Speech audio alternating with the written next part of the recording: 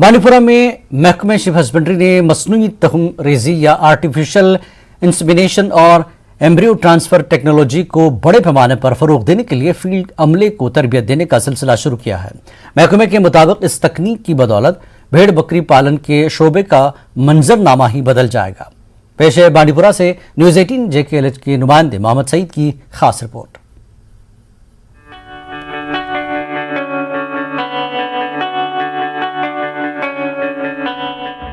बांडीपुरा में महकमे sheep husbandry in दिनों फील्ड स्टाफ को आर्टिफिशियल इंसेमिनेशन या मसनूई तुख्मरेजी की तरबियत फराहम कर रहा है।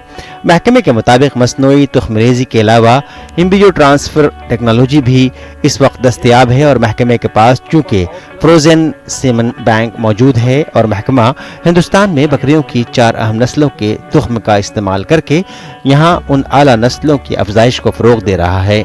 महकमे के मुताबिक वो पिछले 2 सालों से इस अहम प्रोजेक्ट पर ख़ास तवज्जो दे रहा है क्योंकि इससे भेड़ व बकरी पालन के शोबे को एक नई समत मिलेगी। जो हमारा शीप्स में या गोट्स में आर्टिफिशियल इंसेमिनेशन टेक्नोलॉजी उतनी यहाँ पर इस्तेमाल नहीं की जा रही थी, तो पिछले 2 साल से हमारा इस पे फोकस रहा है। गोट्स में हम इसको पॉपुलराइज कर रहे हैं।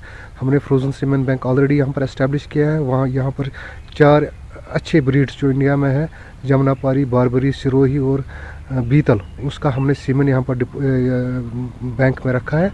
तो उसको हम फिर फील्ड में हम ले जा रहे हैं। फील्ड्स में भी हमने ऑलरेडी, आपको पता है कि हमने फार्मर्स फ्लॉक में भी ये सीमेन इंट्रोड्यूस किया है। वहाँ पर भी बर्थ्स हो रहे हैं, रिजल्ट्स आ रहे हैं।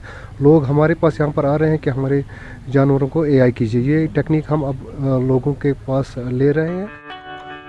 यहाँ ये बात काबिल जिक्र है कि एक जानिब जहाँ कश्मीर में 60% से ज़ायद गोश्त बाहर से ही दरामद करना पड़ता है, वहीं यहाँ मकामी बकरियों की नस्ल ज़्यादा दूध नहीं देती। तहम आर्टिफिशियल इंसेमिनेशन या एम्ब्रियो ट्रांसफ़र टेक्नोलॉजी की बदौलत ऐसी बकरियों की नस्ल को फ़रोग दिया जा रहा है जो कि 3 लीटर से ज़ायद दूध देती हैं और ऐसे भेड़ों की अफजाइश की जा सकती है जिससे कश्मीर गोश्त के मामले में खुद कफील बन सकता है। एग्रीकल्चर एंड अलाइड सेक्टर्स का सिनेरियो होता है, ये तो कम्प्लीटली चेंज हो जाएगा। ये अभी टेक्नोलॉजिकल एडवांसेस जो है वो इधर आने वाले हैं। यूटी गवर्नमेंट ने ये इनिशिएटिव लिया है अलॉन्ग विद न्यूजीलैंड गवर्नमेंट और बाकी गवर्नमेंट्स के साथ भी। एंड ये जो मंगला राय कमीशन है, फॉर्मर DG-ICR, उन्हीं की रिकमेंडेशंस है, तो उसी के तहत ये सारा हो रहा है। ये अराउंड 5100 करोड़ का प्रोजेक्ट जो यूटी गवर्नमेंट ने अप्रूव किया है फॉर होलिस्टिक डेवलपमेंट एग्रीकल्चर। इसमें सारे सेक्टर्स है, शीप हस्बेंड्री है, एनिमल हस्बेंड्री, पोल्ट्री है, फिशरीज है, agriculture, horticulture, each and every facet of जो एग्रीकल्चर है वो इसमें इन्होंने एनकम्पास किया। ये 5 ईयर प्रोजेक्ट है। It's actually mega project.